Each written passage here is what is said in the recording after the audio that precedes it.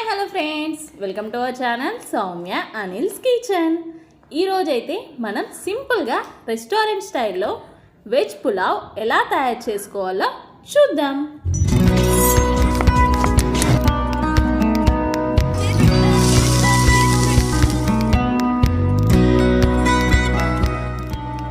ఇప్పుడు ఎలా తయారు చేసుకోవాలో చూద్దాం. ముందుగా స్టవ్ పై ఒక మందపు గిన్నెను పెట్టుకొని అందులో ఆయిల్ని యాడ్ చేసుకుందాం.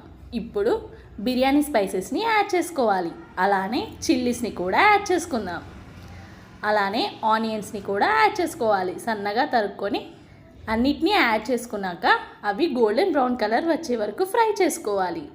ఇలా మంచిగా ఫ్రై అయితేనే పులావ్ అనేది టేస్టీగా ఉంటుంది.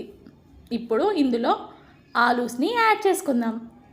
అలానే మీకు అందుబాటులో ఉన్న ఏ కూరగాయలైనా ఇందులో యాడ్ చేసుకోవచ్చు. నేనైతే మిల్ మేకర్ని యాడ్ చేసుకుంటున్నాను. మిల్ మేకర్ యాడ్ చేయడం వల్ల పులావ్ అనేది టేస్టీగా ఉంటుంది. మధ్య మధ్యలో అవి తింటా అంటే పీసెస్ లాగా చాలా బాగుంటుంది. ఇలా అన్నిటినీ మంచిగా ఫ్రై చేసుకోవాలి. మీ ఇంట్లో ఏ కూరగాయలు ఉంటే అవి యాడ్ చేసుకోండి. మా ఇంట్లో అయితే ఆలు, మిల్ మేకర్, టమాటోస్ ఇవి ఉంటే నేను వీటిని అయితే యాడ్ చేసుకున్నాను. ఇప్పుడు టమాటోస్ని యాడ్ చేసుకొని అవి కొంచెం మగ్గేదాకా ఉడకనివ్వాలి. ఇలా అన్నిటినీ మంచిగా ఫ్రై చేసుకోవాలి. చూడండి, ఇలా ఫ్రై చేసుకుంటే సరిపోతుంది. ఒక 2 minutes ప్లేట్ని క్లోజ్ చేసి కుక్ చేసుకుందాం. ఇప్పుడైతే ఓపెన్ చేసి చూద్దాం.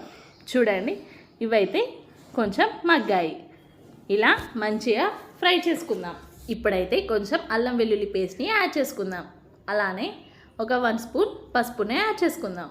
యాడ్ చేసుకొని పచ్చివాసన పోయే వరకు మంచిగా ఫ్రై చేసుకోవాలి. ఇలా మొత్తం అంతా మంచిగా ఫ్రై చేసుకుందాం. ఇప్పుడు ఒక 1.5 స్పూన్ సాల్ట్ని యాడ్ చేసుకుందాం. మీ టేస్ట్కి సరిపడా యాడ్ చేసుకోండి. ఇప్పుడు 2 టేబుల్ స్పూన్ కారంని యాడ్ చేసుకుందాం. ఇది కూడా మీ కారం ఎక్కువ తింటే కొంచెం ఎక్కువ యాడ్ చేసుకోండి, లేకపోతే కొంచెం తక్కువగా యాడ్ చేసుకోండి. ఇప్పుడైతే ధనియాల పౌడర్ని యాడ్ చేసుకుందాం. యాడ్ చేసుకొని మొత్తం ఒకసారి మంచిగా కలుపుకోవాలి. ఇలా మొత్తం అంతా కలుపుకుందాం. ఇప్పుడైతే కొంచెం కొత్తిమీరని యాడ్ చేసుకుందాం. కొత్తిమీరని యాడ్ చేసుకొని మొత్తం ఒకసారి మంచిగా ఫ్రై చేసుకోవాలి.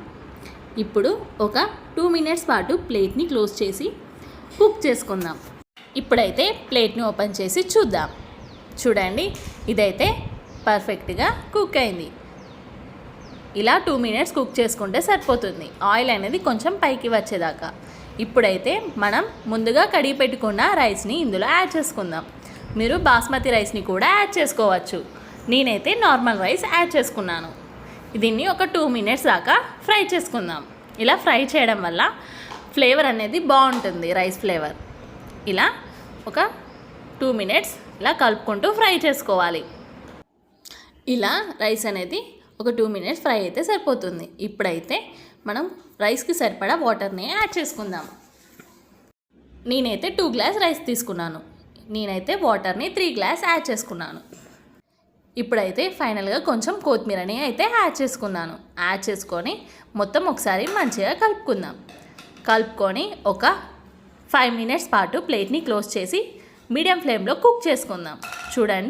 చూడండి ఇదైతే కుక్ అవుతుంది. ఇంకొక 2 minutes అయితే ఇదైతే రైస్ అనేది దగ్గర పడుతుంది. వాటర్ మొత్తం దగ్గర పడేదాకా కుక్ చేసుకోవాలి. చూడండి, ఇదైతే కుక్ అయినట్టే. ఇంకొక 1 minute అయితే మొత్తం పర్ఫెక్ట్గా కుక్ అవుతుంది. మీరు కూడా ఇలా ట్రై చేయండి. సింపుల్గా అయిపోతుంది, చాలా టేస్టీగా కూడా ఉంటుంది. మీ పిల్లలైతే ఇష్టంగా తింటారు. కొంచెం స్పైసీ తగ్గిస్తే సరిపోతుంది. ఇప్పుడైతే కొంచెం సేపు ప్లేట్ని అయితే క్లోజ్ చేసి కుక్ చేద్దాం. చూడండి, ఇదైతే పర్ఫెక్ట్గా కుక్ అయింది.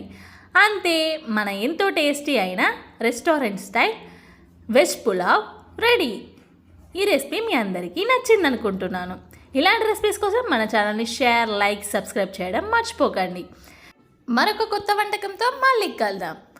Thanks for watching.